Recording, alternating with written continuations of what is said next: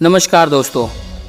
पूरी दुनिया में पक्षियों की 10,000 से ज़्यादा प्रजातियां पाई जाती हैं। सभी के वही 2 पंजे, 2 पंख और एक गर्दन होती है, लेकिन इन्हीं में से एक ऐसा पक्षी है जिसकी एक अलग पहचान होती है, जो आसमान का सीना चीरकर हज़ारों मीटर ऊपर 120 किलोमीटर प्रति घंटे की रफ्तार से उड़ता है, जो अपने से कई गुना अधिक वजन के शिकार को अपने पंजों में दबोचकर उड़ जाता है। इसीलिए उसे पक्षियों का राजा कहा जाता है, जिसे हम बाज के नाम से जानते हैं। और एक बाज इतना ऊंचा मुकाम हासिल करता है अपनी सख्त ट्रेनिंग, साहस और हार न मानने के जज्बे की वजह से। अगर आप भी इस दुनिया में एक मुकाम हासिल करना चाहते हैं तो एक बाज के बाज बनने का पूरा सफर आपके लिए जानना जरूरी है, क्योंकि 25 वर्ष की उम्र के बाद भी लोगों को रिस्क लेने में डर लगता है। लेकिन एक बाज के जीवन की शुरुआत ही रिस्क से होती है। जिस उम्र में बाकी पक्षियों के बच्चे सिर्फ चींची करना सीखते हैं, उस उम्र में एक मादा बाज अपने बच्चों को पंजों में दबोचकर हजारों मीटर आसमान की ऊंचाइयों में उड़ जाती है, उसे ये बताने के लिए कि तेरा जन्म आसमान का सीना चीर के सबसे ऊपर उड़ने के लिए हुआ है। तेरा जन्म पक्षियों का बादशाह बनने के लिए हुआ है। जमीन से हजारों मीटर ऊपर ले जाकर मादा बाज अपने पंजों से उसे छोड़ देती है, और यहीं से शुरू होती है उसकी हाई रिस्क ट्रेनिंग।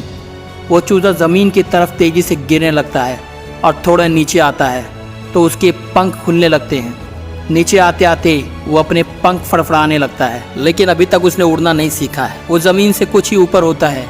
ऐसा लगता है कि कुछ ही सेकंड में उसका जीवन समाप्त हो जाएगा, लेकिन अचानक एक पंजा उसे अपने गिरफ्त में लेता है और वापस आसमान में उड़ जाता है।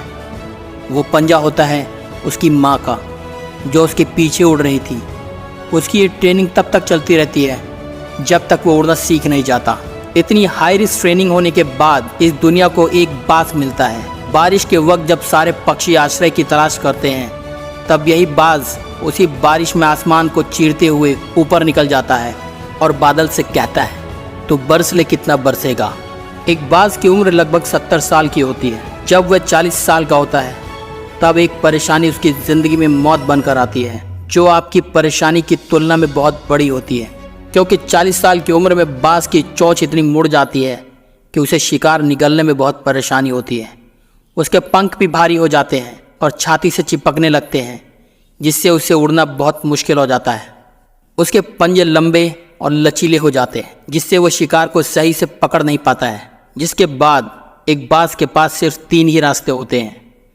पहला कि वो अपना शरीर त्याग दे, दूसरा गिद्ध की तरह छोड़े हुए भोजन पर निर्भर हो जाए, और तीसरा और सबसे कठिन और पीड़ादायक रास्ता अपने आप को पुनः स्थापित करे और एक बार फिर से आसमान का सीना चीर कर उसके ऊपर निकल जाए।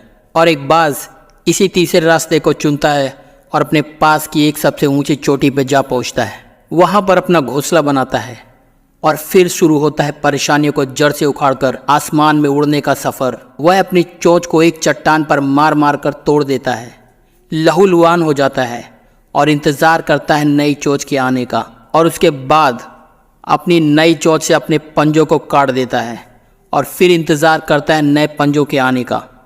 इसके बाद वह अपने एक एक पंख को अपने शरीर से अलग करता है और फिर इंतजार करता है नए पंखों के आने का, और इस प्रक्रिया में उसे समय लगता है पूरे 5 महीने का। इन 5 महीनों की कड़ी तपस्या से एक बाज का पुनः जन्म होता है। वो फिर से तैयार हो जाता है आसमान का सीना चीर कर उड़ने के लिए।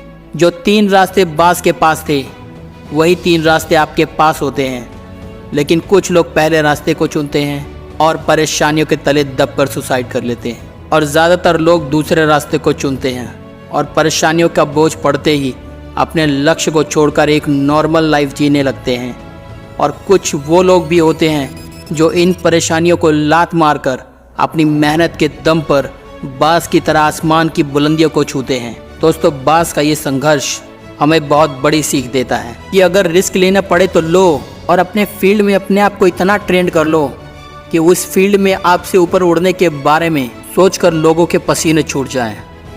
तभी आप अपनी फील्ड के बादशाह कहलाओगे। दोस्तों, अगर ये कहानी आपको पसंद आई तो इसे ज़्यादा से ज़्यादा लोगों के साथ शेयर करें, और साथ ही वीडियो को लाइक और चैनल को सब्सक्राइब करें। धन्यवाद।